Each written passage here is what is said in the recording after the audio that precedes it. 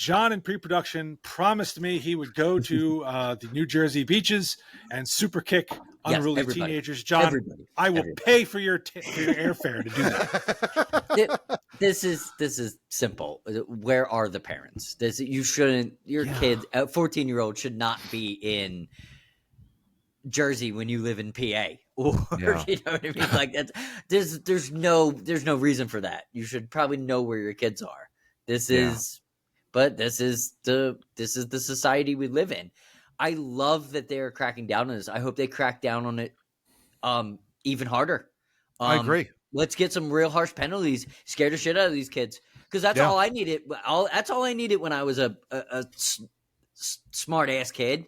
Put me in my place once, and I was like, all right, I understand how society works. Now I can't be a douche. Got it. Moving on. Mm-hmm. I can be a productive human being. Now that's all they need. They need that's my joke to Steve. I'll just super kick them all, because my kids, if they're watching this, they understand that. Like, I'll just throw you out the fucking window. Like, I'm not putting up with your bullshit. I remember years ago, guys, as you know, I was raised by a wonderfully loving and fantastic military general. Hell yeah. And I love that. It all. I did. He had to give him 100 every morning for no other reason than just for the hell of it. Well, let's just say Reveille was being played at 6 o'clock in the morning, as a joke, of course. Yes. I guess, but you're lucky it was 6. Exactly. He could have been a 3M guy. I was like, man, I'm sleeping. Come on. Help me out over here. There's a couple of things I just saw also in this article too, guys. How about this? The kids, when they were being caught, some of the cops were basically, they were refusing to cooperate with the cops, often given fake names. And Vaz even said this, quote, "That's what the cop has to write down, Joe Schmo, because that's what the kid said his name was." Can you imagine that? My name's Joe Schmo. I'm like, but that's why you can imagine if that was actually your name. Yeah. But that's no, I agree. That's ridiculous. And I got him into society real quick by making fun of him. Yeah, exactly. Yeah, Joe Schmuck more than anything else.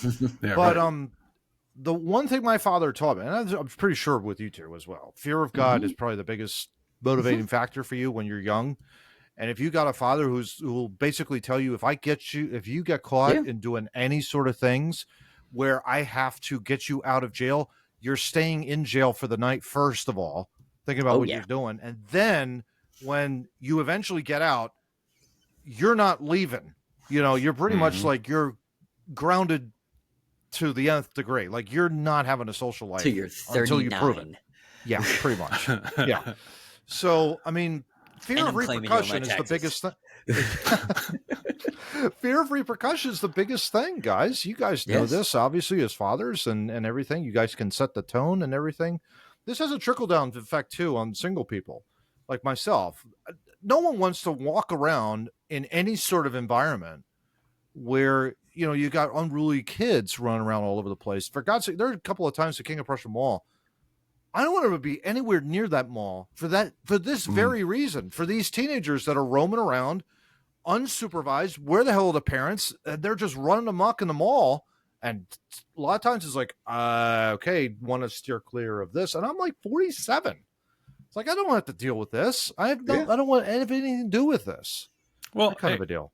When I was probably 13 or 14 was the first time my parents let me with a friend of mine on the boardwalk by myself. But same thing, fear of repercussions. I'm there. I want to get some good food, play some games, maybe buy a couple cool things. But your parents also knew you weren't a douchebag. Well, so that's they also allowed true. you to go out. Like, they knew your character by then. Like, yeah.